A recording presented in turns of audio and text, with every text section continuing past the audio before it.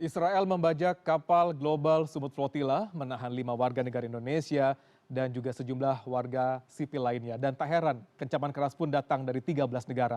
Tapi pertanyaan besarnya, apa yang akan dilakukan Indonesia dan dunia? Bagaimana PBB dan negara lain seharusnya bertindak? Apakah hukum internasional hanya akan menjadi pepesan kosong di mata Zionis Israel? Kita akan membahasnya bersama Guru Besar Keamanan Internasional Universitas Kristen Indonesia, Ibu Angel Damayanti. Selamat malam Bu Angel, terima kasih sudah hadir Selamat di malam. Prime News. Kejadian, Selamat malam. saya mungkin bisa katakan kejadian seperti ini terulang terus-menerus sejak konflik di Gaza Palestina. Menurut pengamatan Anda, Bu Angel, apa dasar hukum internasional yang dilanggar Israel dalam perampasan kapal flotila Sumut ini di perairan Mediterania, wilayah yang bisa dikatakan tidak wilayah Israel, dan seberapa kuat kecaman dari Indonesia serta 12 negara lainnya secara hukum ini, Bu? Ya, yang pasti hukum humaniter internasional itu dilanggar oleh Israel, gitu ya, karena gini, memang hukum ini mengizinkan negara melakukan blokade terhadap ancaman musuh militer terhadap wilayah negaranya. Jadi artinya gini, kalau satu negara merasa terancam oleh negara lain yang memang sedang ada konflik gitu ya, tapi blokade itu sebenarnya hanya boleh dilakukan terhadap kombatan atau militer atau pesawat perang atau jet tempur misalnya atau kapal induk itu Ya. boleh blokade dilakukan. Tapi kalau terhadap kapal sipil, apalagi kapal yang membawa bantuan kemanusiaan bagi sekian banyak warga, katakanlah dalam hal ini di Gaza, warga Palestina yang memang sangat membutuhkan bantuan makanan, obat-obatan, dan kebutuhan-kebutuhan harian lainnya, ya ini menurut saya sangat dilanggar gitu ya. Satu dari segi hukum humaniternya saja sudah dilanggar. Kemudian yang kedua tentang human rights gitu, bahwa ini kan satu yang datang juga naik di kapal itu kan sipil ya, masyarakat sipil. Tadi sampai beberapa kali disampaikan, kami masyarakat sipil yang sehari-hari biasa melakukan aktivitas biasa, bukan kombatan, bukan perang gitu ya. Itu dilanggar. Kedua tadi warga Gaza, warga Palestina yang membutuhkan bantuan atau katakanlah human rights-nya mereka, HAM-nya mereka tuh sangat dilanggar gitu, sehingga bisa dikatakan ini krisis kemanusiaan yang berkepanjangan gitu. Itu yang menurut saya sangat dilanggar oleh Israel saat ini. Begitu Mas Ruli. Baik, kalau kita melihat saat ini Bu Angel, banyak pelanggaran dilakukan oleh Zionis Israel. Mulai dari tadi bisa dikatakan kapal yang dicegat adalah kapal yang membawa misi kemanusiaan, relawan di dalamnya, adalah masyarakat sipil di dalam. Dan juga melakukan pemblokadean ataupun pencegatan bukan di wilayah negara mereka sendiri gitu kan Bu Angel gitu. Dan kalau lihat dari kita ambil dari sisi Indonesia sendiri terkait dengan WNI yang sekarang kita sebut diculik oleh Israel dalam kejadian ini. Hak apa yang mereka miliki secara hukum internasional sebenarnya? Apakah mereka memang wajib untuk dikembalikan atau bagaimana responnya seharusnya?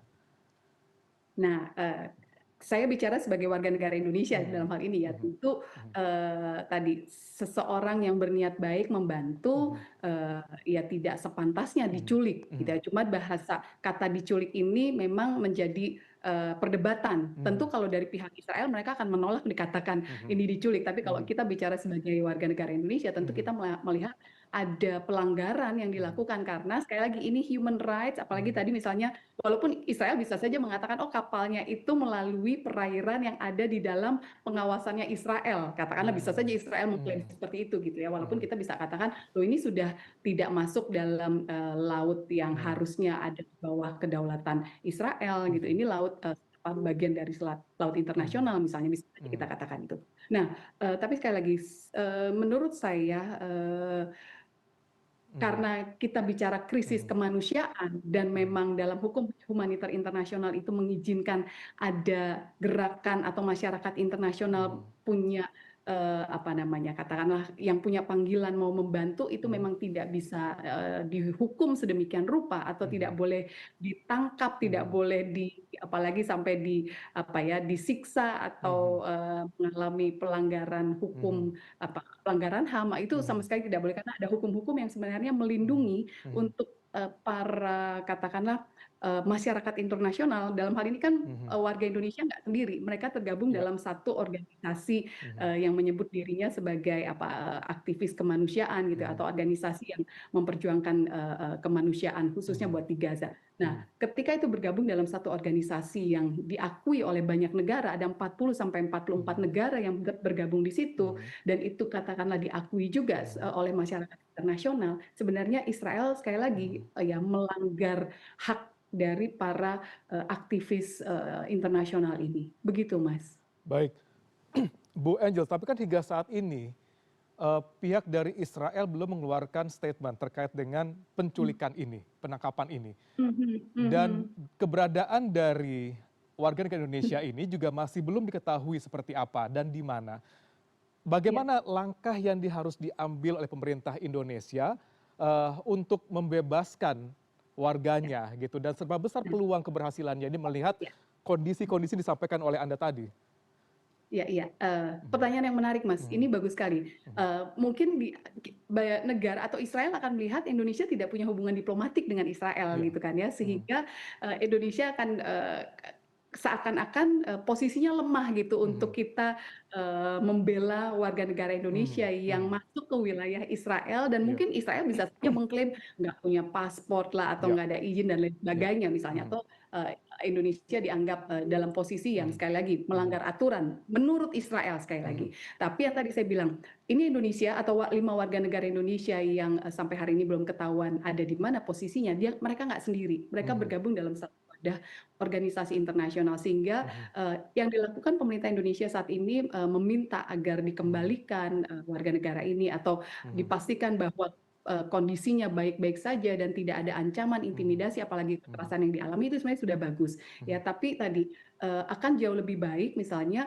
pemerintah Indonesia nggak sendiri, mhm, karena tadi posisi Indonesia agak lemah karena kita tidak punya hubungan diplomatik iya, dengan iya, Israel gitu iya, ya. Sehingga kita nggak punya perwakilan KBRI mhm, atau konjen misalnya di daerah, Israel, misalnya di mhm, Tel Aviv atau di Gaza. mhm, Nah, tapi kita bisa bergabung misalnya di dalam, Global Sumut mhm, itu kan ada, Malaysia misalnya atau ada mhm, beberapa negara lain, ada 40 negara. Nah, kita bisa bergabung di situ atau meminta siapa yang menjadi mhm, motor penggerak dari Global Sumut ini untuk juga bersuara untuk, mhm, katakanlah tadi meminta agar warga mhm, negara Indonesia dan warga negara lainnya yang ada di katakanlah dalam mhm, kendali, Israel ini, mhm. tentara Israel ini bisa dipastikan bebas dan tidak mengalami intimidasi apapun.